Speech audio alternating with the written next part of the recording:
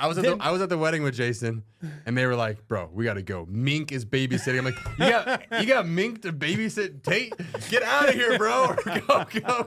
I was like, "I didn't sign up for this shit." You never changed a diaper Jenny before? told me I had to change a diaper. He said, "Just sit with him on the iPad." He buried the lead. Ask@livebeard.com. Not ask. What you don't understand is the spot opened up literally next door. That's a big freaking win for the company because We started this show because Spencer and Anthony. it's crazy how loyal you guys were thirsty for some one of the encouraging men to be the best version. Ask us anything. Welcome to the Beardsmen. That is a good question. You know, you got 14 hours, let's say, a little bit burnt out, unmotivated. Week, not their birthday. I gotta extend it. Welcome to the Beardsmen, the show where we talk, mock, and never walk away from the conversation. I am here with the founders of Live Bearded, also known as the Beardsmen, also known as Mink and Spencer. What's up, guys? I'm Spence. My name is Mink, and we started this show for one simple reason. We love connecting with our community. As the founder, Spence and I can honestly say our favorite thing is connecting with customers here at Live Bearded and having the opportunity to just talk about life, being a man, and what it's like out there in this crazy world. So we're here to just chop it up and answer your guys' questions. That's right, guys. And this is an Ask Us Anything. So whether it's Live Bearded related, health, wellness, fitness, lifestyle, literally ask us anything that's on your mind, and we're going to give you our opinion. Whether you like it or not, that's up to you, but we're going to tell you what we think. You are going to get their opinion. You're going to like it. You're going to get it. It's going to be good. All right, guys, and if you want to know how to submit your questions, JR, what do they do? You can submit your questions by emailing us at ask@livebearded.com or comment in the video below, and we will respond. Yeah. Or you could follow us on Instagram, too, and comment there. Yeah. Ask us questions. We're trying to make it easy on you guys. Let us know what do you want us to talk about. We'll do it. How you guys doing? How's your week going? Anything new in the world of JR and Spence? I got waterboarded by Nate last Friday. You got waterboarded. So good. Yeah. That's awesome. All right, we share a little sneak peek. Go ahead and explain. Give some context to the waterboarding. So we're shooting our new Valentine's EDU video for YouTube. It's going to be, Great. guys, it's really funny. It's really good. It's good. You won't be disappointed. But it focuses on a guy, me, who got broken up with a girl, and I'm trying to win the girl back. Yep. But I'm a mess. Nate comes in and rescues the day by telling me to use Live Bearded and walking us through the steps. The first step of having a great beard, Spencer. Wash your beard. That's right.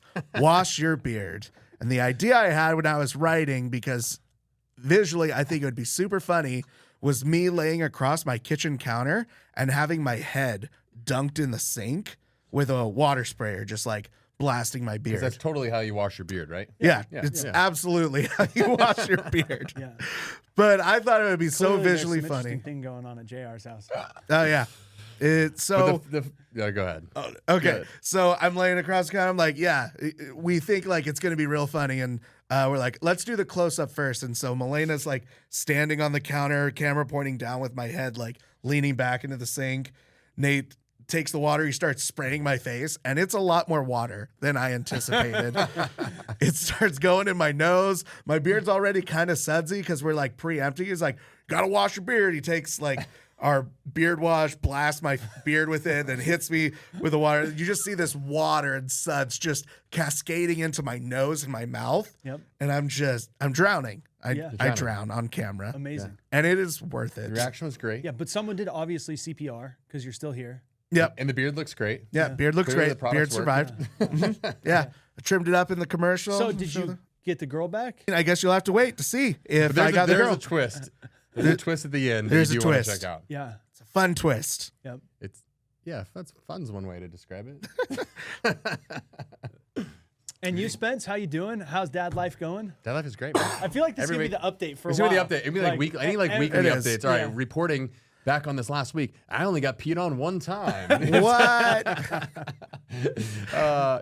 The funny thing is, I feel like anybody that has boys are like, dude, you're gonna get peed on. I'm like, nah, you're not gonna get peed on. You definitely get pissed on. Just like the thing's out of control. So I've been peed on officially twice. And you know, it's you say that, but then it's like it's your kids. You're like, oh damn, bro, I got you. Like my bad. And it's like no big deal. Nah, bro, I ain't having that shit. Has he had any blowouts yet? One time I babysat for Jason. So our buddy Jason, I love the guy. He's like Spence and I have known him his entire life. I've known him for a long time. He's one of our best friends. And he calls me up one day and he's like, hey Mink, so we have like this wedding we're supposed to go to, and literally like we can't find anybody to babysit. Like, do you think you can babysit? Tate, and I'm like, Tate's like 18 months old. I'm like, bro, I never fucking babysat a kid before. Like, I don't know if I can babysit Tate. You tell me. You think I can babysit Tate? And he's like, oh, yeah, man, you'll be fine. It's nice and easy. Like, just give him the iPad, hang out, like, just chill with him, play cars, whatever. He's like, it's easy. I was like, all right, cool. If you think I can do it, I'll do it.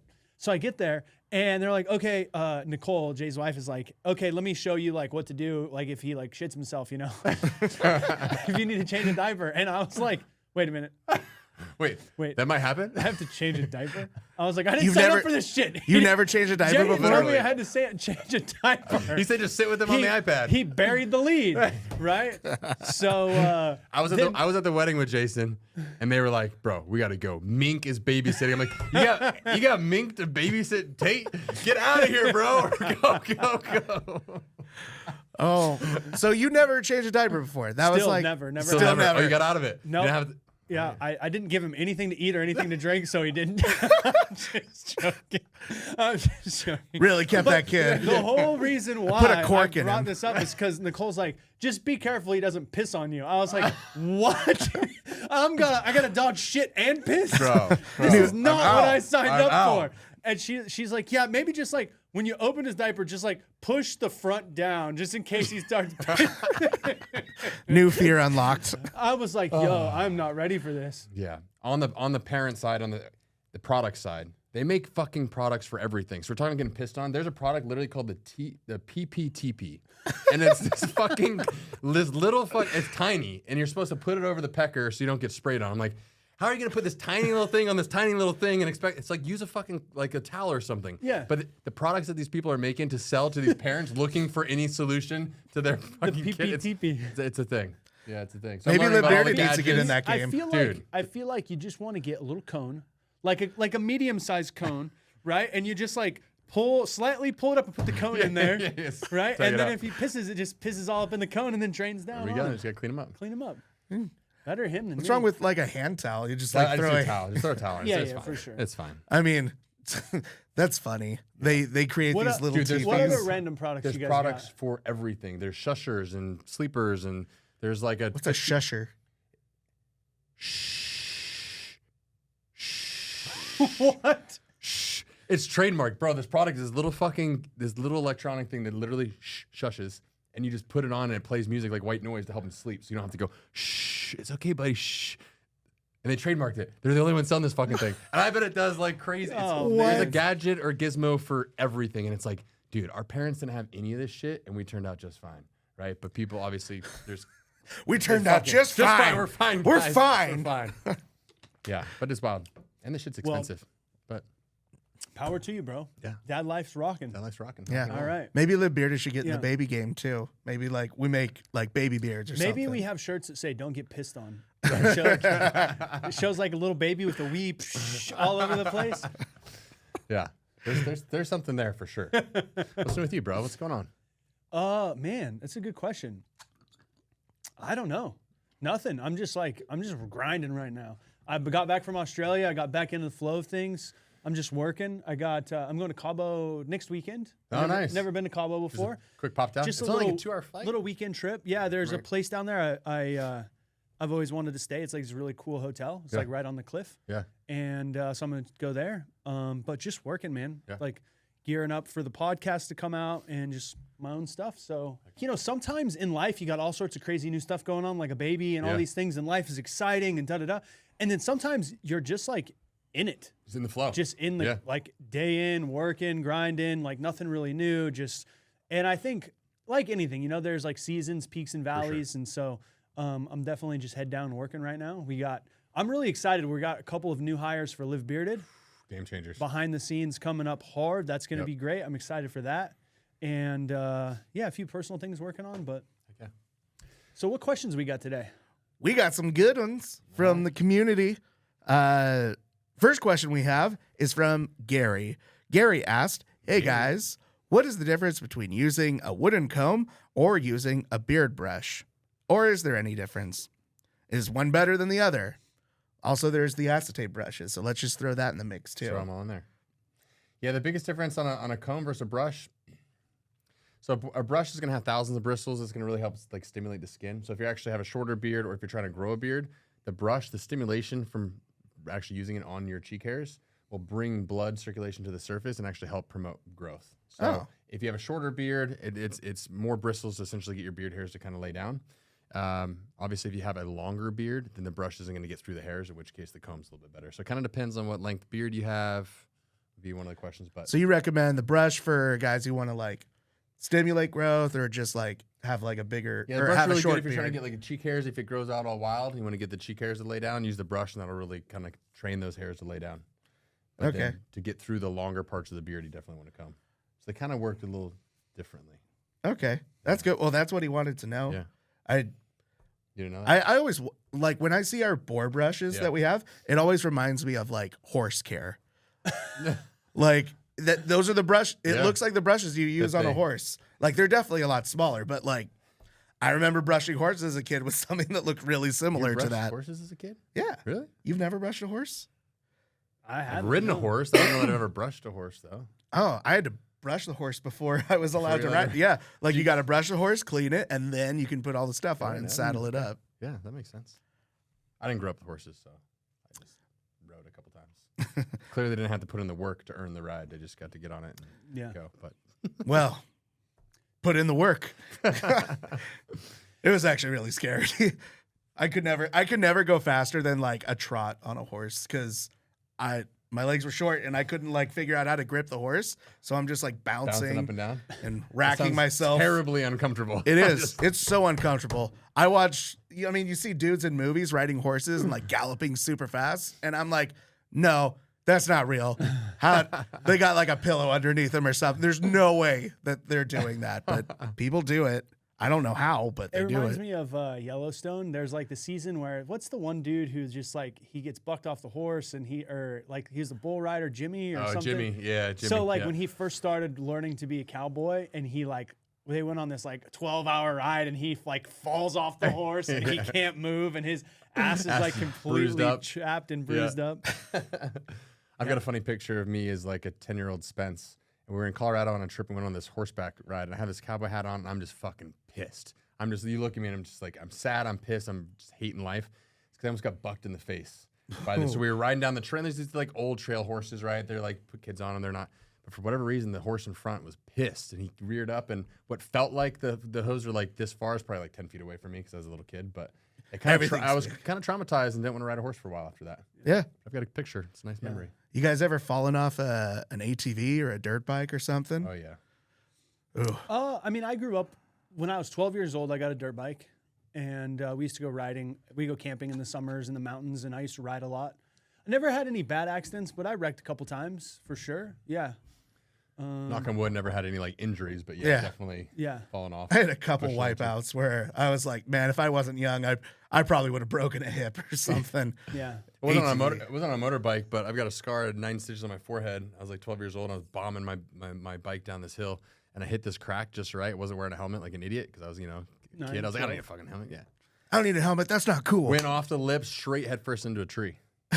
Literally don't remember like 3 days around that, and it was just like I just woke up a couple days later and Dude, this 9 reminds me stitches, one concussion. time I had a similar story. One time I wanted to make a jump, right? So what do? You take like a piece of plywood, Stack it or and some sketchy stack things. Yeah. Yeah. So I, Checks in my 10-year-old wisdom, got a piece of firewood that was a round roller log.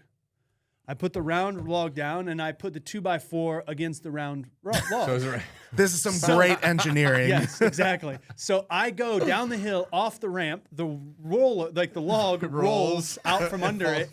I freaking nosedive over the wheel, over the handlebars, right into the gravel, right? And a fucking rock, like a little gravel rock, stuck into my forehead. And I remember like feeling my forehead, and I pull it out, and blood just starts rushes coming. down my face, and I start screaming, ah! And I run into the house, and like blood's all I'm over the gonna face. die. I literally to this day, I still have the So, scar on my indentation? forehead. Do I can feel it up here. Yeah. Show. Here, tilt your hat up more so we can maybe. It's like Oh, I see. right there. Okay. Okay, I think I Yeah. can see it. Yeah. So that was my beautiful engineering. It was that day that I didn't know, but I realized later I would never be an engineer. Here we go. And Good we to are all know. thankful for that. Yeah. You're a way better entrepreneur and founder than an engineer. What's the next question? What do we got? Yeah. Next question we have is from Ty. Ty What's asked, up, Ty?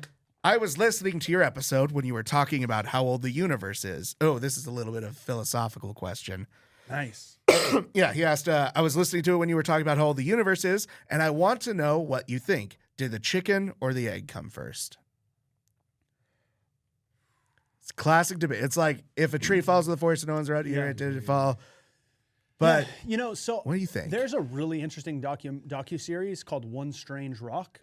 It's narrated by Will Smith. I think it's it used to be on Netflix. I don't think it's not on there anymore. I think it's a Disney property, so I think you could probably watch it on Disney Plus or something. But they go through like all the different unique aspects of the Earth.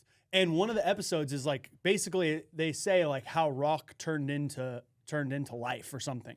And they kind of talk about the theory of evolution and how, depending upon your beliefs, like, there was these vents and the heat and the steam at the bottom of the ocean that like all combined together with oxygen and water and all the stuff. And it like created a single cell organism. And then through the millions of years of evolution that like turned into multiple species and it walked and blah, blah, blah. So in that theory, it was neither the chicken or the egg, but it was an organism. Way to not answer the question. It was an organism that evolved from a single cell into a multiple cell into a whole unique form of life that then ultimately, I think to some degree, the chicken has to come before the egg. Good. I'm glad you said that because I agree with everything you said because that's my same process too. Yeah. Single cell organism to multiple cell. So eventually a creature has to come first that can even lay an egg. Yep. So I think the chicken came first. Yeah. Spencer, are you wrong or are you with us? Well, actually, I don't think it was a chicken. I think it was like some weird. It was a dinosaur, lizardy right? Type of thing Reptilian. somehow.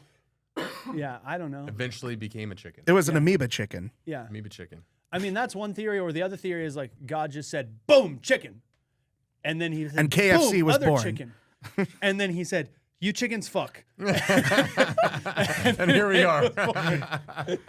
So whether you believe in God or you believe in evolution, the chicken came first. Yeah. Mm-hmm. There you go. You gotta. Why did God make cloacias though? Those are so chickens and fowls, they poop and reproduce out of the same hole. So it all goes in there. Which is to me is kind of like an abomination of nature. It just sounds gross. Chickens only? Who else? What else? Fowl, like birds. Oh, birds. Fowl. Fowl.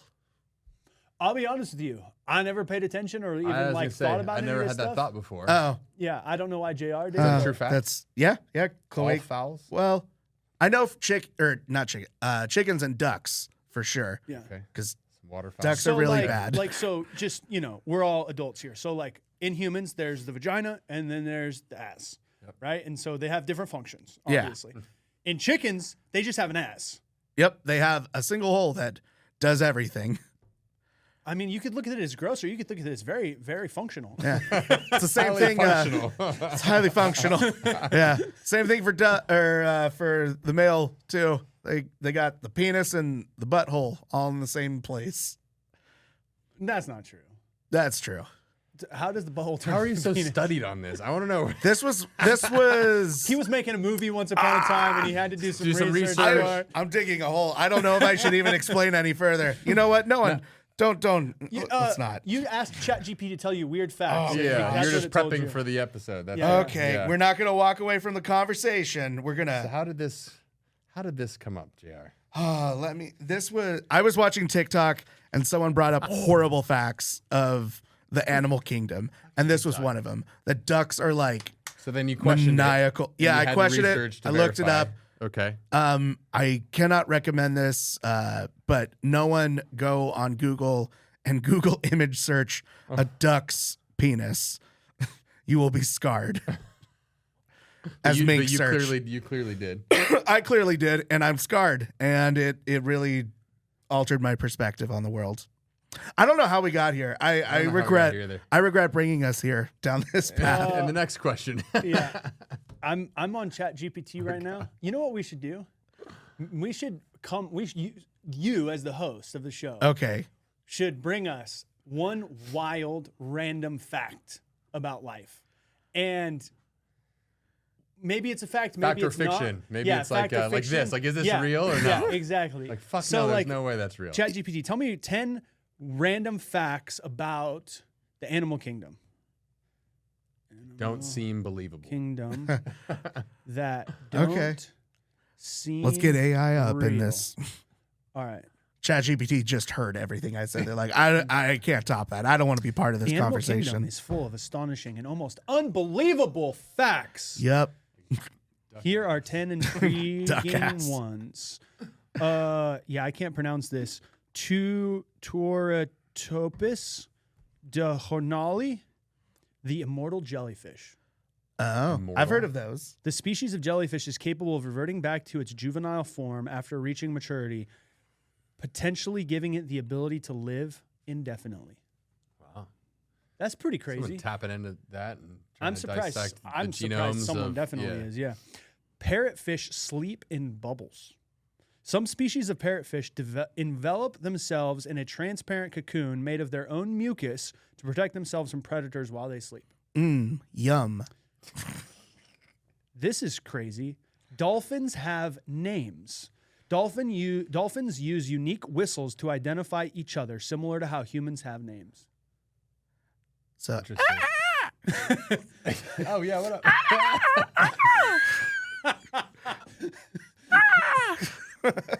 So it's no longer Spencer Mink. It's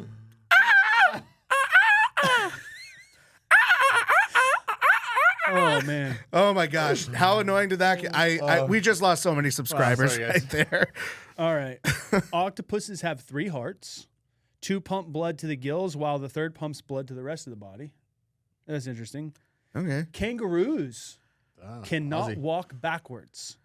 Due to their large tails and the structure of their bodies, kangaroos are physically unable to move backwards. No. Put it in a corner. All you and got to it's do is stuck stay there. behind it. Really?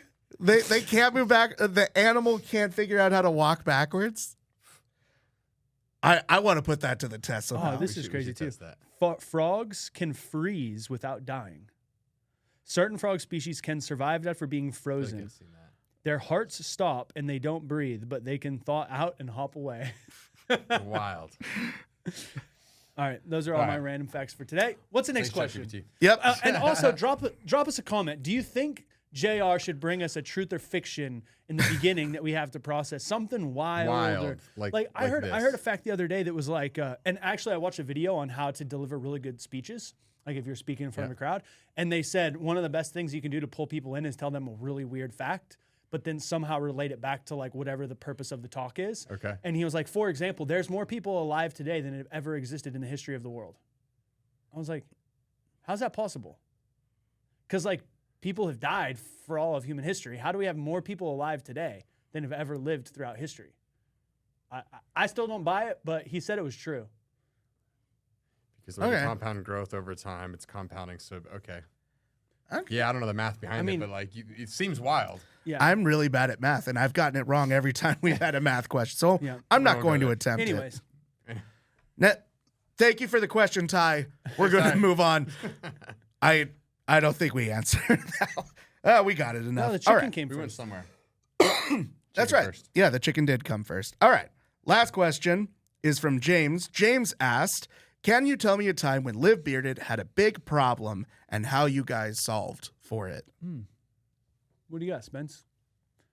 You can come up with one, and I'll come up with one. Yeah, you guys have been doing it since 2016, so Big Yeah, the problem. truth is, there's problems that you solve every single day. Yeah. So it's just which one? which problem Which problem do we want to share? is as going to an make the example? best story? I remember Pete telling me about, well, I don't know if this is necessarily a business problem, but Pete told me about how you guys got robbed at your first office, like all your equipment and computers. We did get robbed, yeah. When we were first getting started, we didn't have an office yet, so we rented an Airbnb. And we were like looking for an office, but we're like, we'll just get an Airbnb. It was like a 3 or 4 month lease, and we're like, we'll Yeah. just work out of there while we're Furnished, yeah, it's finding an furnished. office. And Spence and I both went on vacation. We didn't go together, but we went I went someplace and he I went was in someplace. Portugal. Yeah, I remember yeah. vividly where I got Yeah. the call from James. He was in Portugal. I was in Barcelona. I remember I was sitting in my Airbnb in Barcelona. It was like 5 p.m, and I get this phone call. I was like, Mink, dude, they got us. I'm like, what? That was Jones' They exact got words us. to me. They got us. I'm like trying to unpack it. I'm Like, like, what- who's they? What's yeah. What do you? They got us. What do you mean, bro? They took everything. I'm like, are you fucking with me right now? Bro, I would not fuck with you about this. We came to the office. All the TVs are off the wall, all the monitors, all of our camera equipment. Laptops, cameras, everything is drones. gone. Oh Everything. my gosh, everything. All the electronics. They took everything. I was like, It's like the Grinch who stole Christmas, like but really? your Airbnb. All right. Well, I mean, I'm in Barcelona. I don't know what the fuck you want me to do right now. Well, yeah, we'll figure it out. We'll see if insurance covers it. We'll deal with it when we get home. But just work from home for the next few days. We'll be back whenever, and we'll solve for it when we get back. Yeah, I didn't have to worry about locking up the Airbnb after that, huh? Now they kind of took everything. Reach out to insurance. They did not, in fact, cover anything. So we had to cover that out of our pockets. Which is fun. Whoa. And like, they took like hard drives and all the things, right? So we were just kind of wiped out. It was early on. It was like 25 grand worth of stuff. Yeah, it's 2018. And we didn't have a lot of extra cash at the time. We were just, I mean, we didn't even have an office yet. We were like trying to figure shit out. Super bootstrap. So that one was a pain in the dick, to say the least. What's another one? I'm trying to think. How do we solve for it?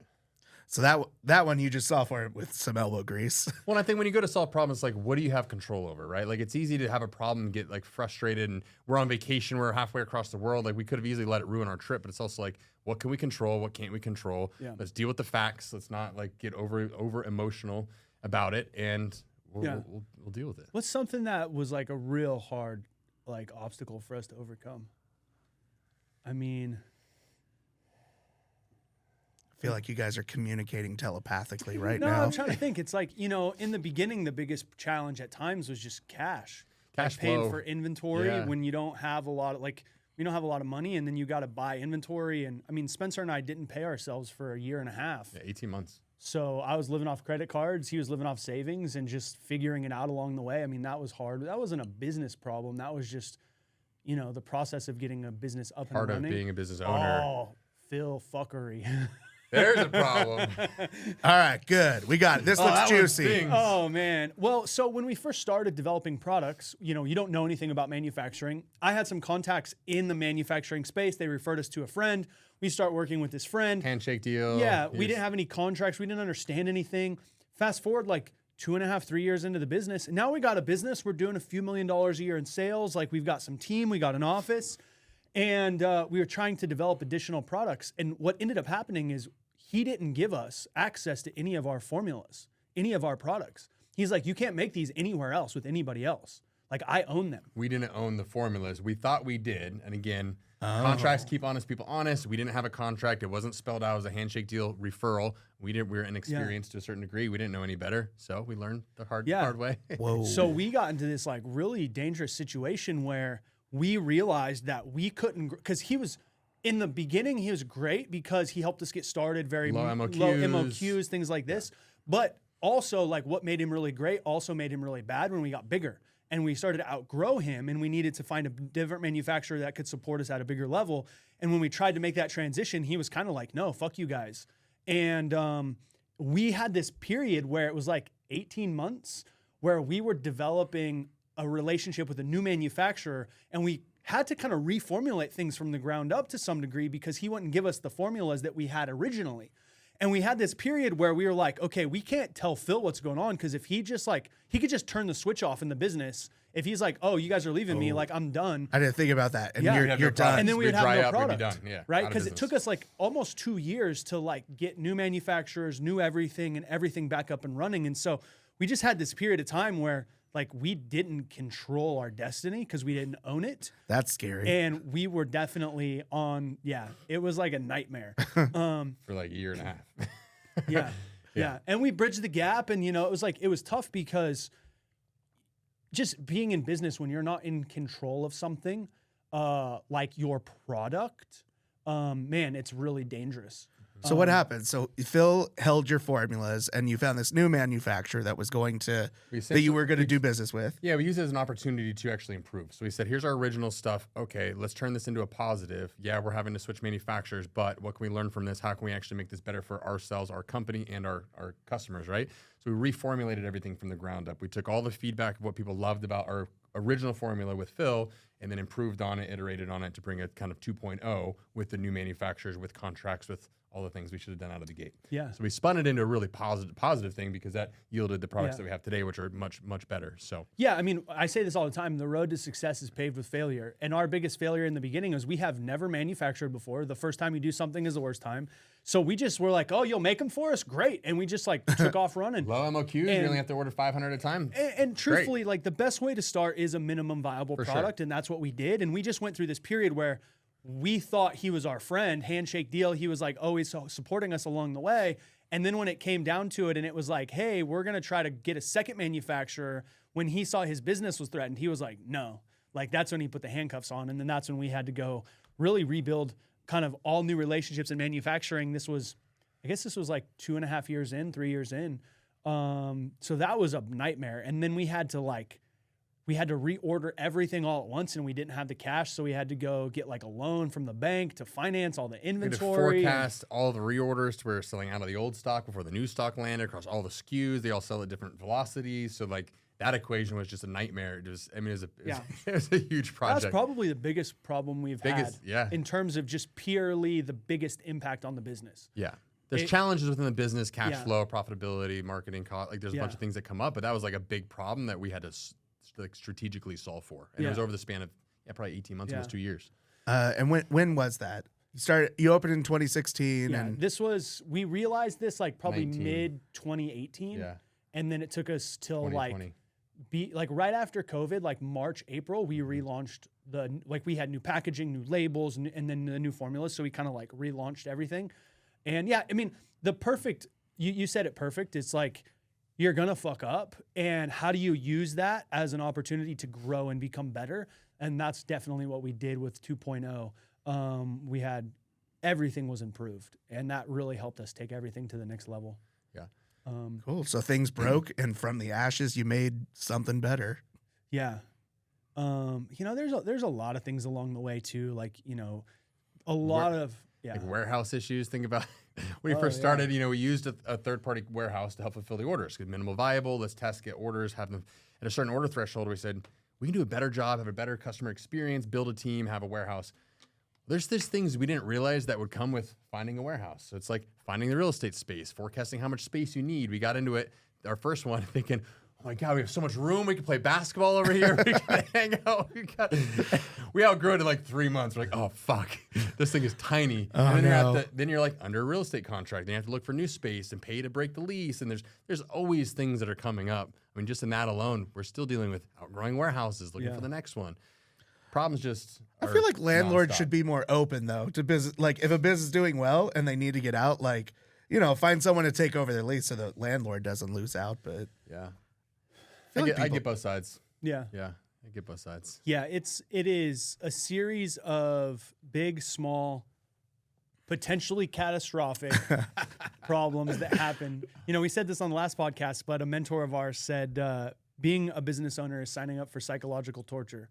And really what that means is like, there's always something going wrong, whether it's, issues with personnel or manufacturing, or there's some customer issues or, like during COVID, everything, we have the COVID lockdown, everything's kind of getting back to normal. Then everybody started shopping online. So sales are going crazy online. And then Amazon is like, oh, you're not an essential product, so we're not going to ship your product.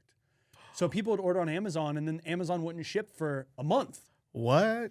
And so basically like Amazon just killed us for 5 months, 4 months, whatever it ended up being. Like we just lost all our Amazon sales. There's just like random things like that. I actually was talking to a friend who started a business in 2019. It was e-commerce.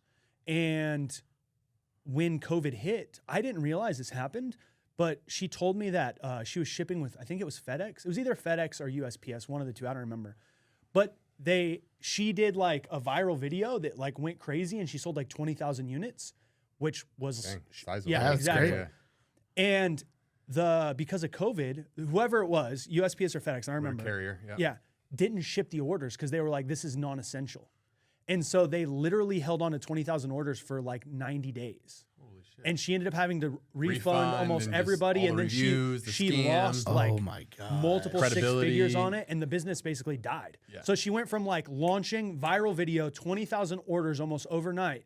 Like, oh my God, it's amazing. Like we hit the, we got the unicorn, to boom, not shipping orders. Sorry, we can't fulfill this because it's not essential. And to like losing multiple six figures and the business going out of business. Damn. So it's fucking That treacherous out there. that sounds awful. Yeah. The moral of the story is like whether it's in business, relationships, or life, there will always be shit that's outside of your control. And I believe the most important thing we do is take responsibility for our experience, right? Whether it's your fault or not, doesn't matter. It's always your responsibility. And if you can take radical responsibility for the way that you react and respond to situations, you can use the shit situations to grow and get better. And that's what we did. Every problem we've ever faced, there's been times where Spence and I have motherfucked about it and like vented to each other. This is fucking bullshit. We got to do this. Like, fuck this guy. Like, we have our internal dialogue where we get upset and we rant or whatever. We let out the steam. But then eventually it's like, okay, like it's on, like how we fix this is on us. Like what's done is done. We can't control the external circumstances. How are we going to take responsibility for it from this point on? And how do we solve that problem? And that is what's allowed us to go from like zero to tens of millions of dollars in sales, is just by solving the problems that they come up as they come up and then taking responsibility for our part in all of it. He told us he was going to do this and this. He was our friend this whole time. And now he's basically like not giving us the formulas and making us start all over. Like we could have been the victim of that situation, or exactly what Spence said. We were like, okay, this is an opportunity. How do we spin it? How do we use this to learn, grow, get better, to make our products better, to make the company stronger, et cetera, et cetera. And then if you can do that, man, you can overcome anything. 100%. Yeah. Good. Thanks for the question, James. Thanks, Yeah. James. Appreciate you asking, man. I like talking about the behind the scenes. It's fun. I love that stuff. Yeah. Yeah. Very. If you have any business questions, let us know. I love talking about it, and we've had a good journey here over the last 8 years. Yeah. Let us know by emailing us at ask@livebearded.com or put it in the comments below. We love the questions. And maybe you'll get featured. We'll see. On to our Do Better Dude of the Week now. Yeah, guys, if you're listening, we love weekly featuring a do better dude, somebody out in the world just doing good shit. Because the truth is, when you flick on social media, definitely the news or any mainstream media, it's usually some negative bullshit headline. And we like to kind of focus on somebody doing some positive shit. So Yeah. JR scours the interwebs, finds somebody that's worthy of featuring. And we've had some good ones in the past. So Yeah. what do you got for us this Yeah, week? one of the things we believe here is we used to say this all the time, like it's our philosophy to do better every day, to learn from our mistakes, exactly what we were talking about, grow through our failures, and strive to be the best that we can be. And we love highlighting dudes like that. Yeah.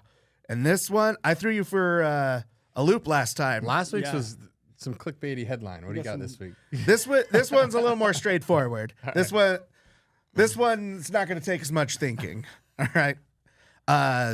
So this one, February 7th, 2020, pre-COVID, Ooh, barely. Mr. Dane Weeks Dane Weeks. is in New York City at Pre-COVID, okay.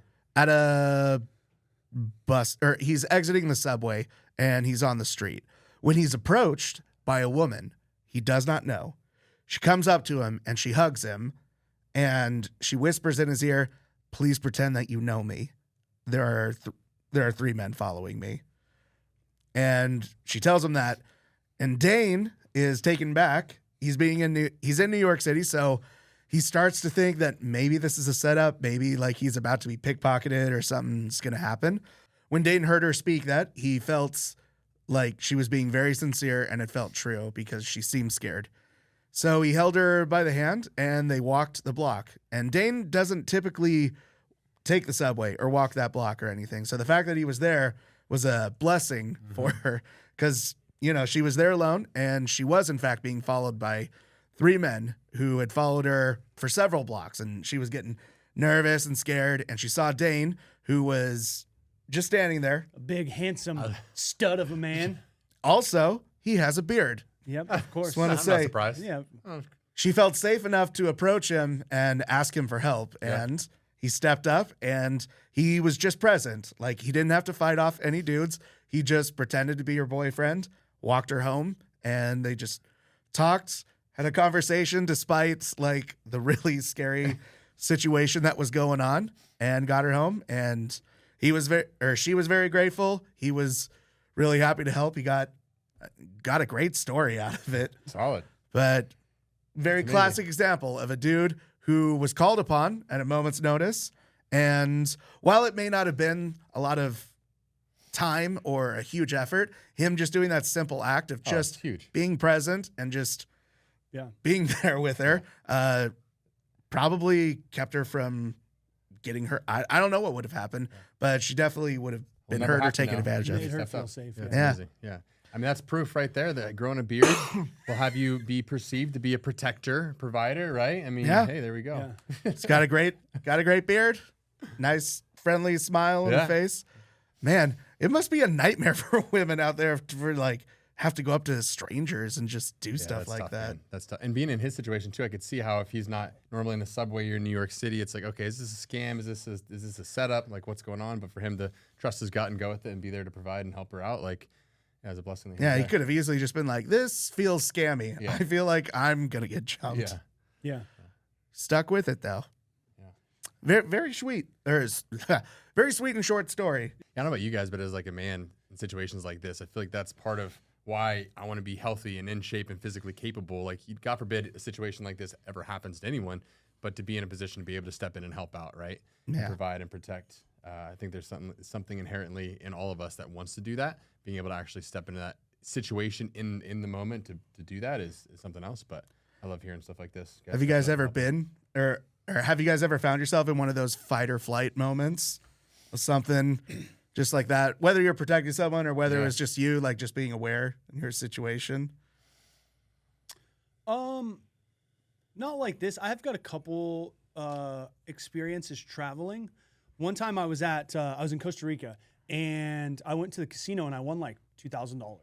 And these days I used to carry my like small bills on the inside and then the big bills on the outside. So like you get to the big bills first, or you have to like open the money up to like. Anyways, so I was walking home. I see this girl. She looks like she's 15 or 16. You know, it's like this Costa Rican girl, and she's holding this little baby, and she has a sign that's like, you know, money, whatever.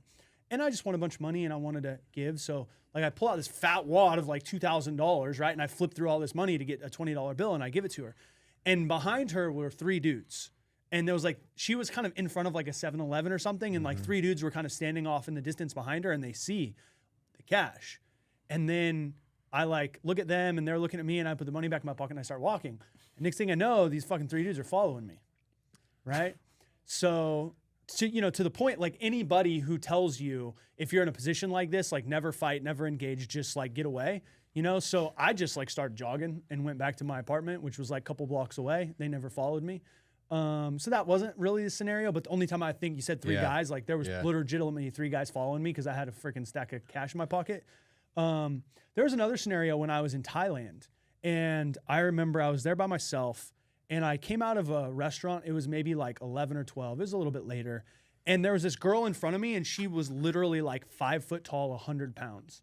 And she was stumbling, like could not walk straight. She was kind of like stumbling, boom, boom, boom. And then she kind of like fell over, and then she sat down on the curb. And something just didn't seem right. So I went up to her. I was like, are you okay? And she's like, no, I don't feel right. Like, I don't know what happened. I feel really sick. And like, she was either really, really drunk or someone put something in her drink. Like, but she was like, I'm telling you, like 100 pounds, this tiny little girl. And I was like, are you here with anybody? She's like, no, I'm by myself. And I was like, do you know where your hotel is? She's like, I don't remember. And there's like one main street. This was in Samui, like one main street on Shuang. Yeah. And I was like, do you know if it's that way or that way? And she's like, honestly, I don't know. And she was like super out of it. And I was like, may I walk you to your hotel? And she's like, please, like, help me. So I was like, all right, well, we're going to walk to the right. And we walk to the right. We go like down like 10 minutes. And she's like, no, nothing looks familiar. I'm like, okay. We walk all the way back. And I'm like, okay, this is where we started. That was the place we came out of. Like, we're going to go to the left now. We walk like 100 fucking feet. And she's like, oh, this is it. I was like, okay. And then I'm like, do you remember where your room is? She's like, no. And I was like, do you want me to walk with you? She's like, please. I literally walked around this like hotel with her for 15, 20 minutes. We found her room. She got into the room, literally like opens the door in front of me, thanks me, and then like closes the door behind me. And I was like, this is how freaking kids, not kids, but this is how like people get kidnapped, trafficked, like raped, all the things. Like it was, I just remember thinking, I've traveled a lot and I've met a lot of single women traveling. You know, a lot of girls are like, oh, I can't travel because I'm by myself, and a woman, it's different, da da da. It definitely is different because you have to have a little bit more situational awareness. Like, I've met a lot of girls traveling, and you know, a lot of them are safe and no problems. But man, there's a couple situations like that where I've seen girls that are out and they're just like by themselves. They're in a super risky situation, and fortunately, in that situation, I was able to help. Those are like the only two situations that I can think of. I've never really had any danger take place. I mean, in all the countries I've been to, all the places I've been, never had anything happen in the U.S. I guess I'm pretty lucky. Yeah. Well, it just goes to show, ladies, find yourself a bearded protector out there. That's the moral of the story. Yeah, moral of the story is find yourself a bearded man that can just be your escort. There you go. See? Yeah. All right. Well, that's it for today, guys. If you have any questions, ask at livebearded.com. We'd love to answer them for you. And if you're tuning in with us, we genuinely appreciate you. We started the podcast just because we love connecting with you guys, chopping it up, talking about the crazy experience in the world today. Until next time. Live bearded! All right. Sweet. Boys, thank you.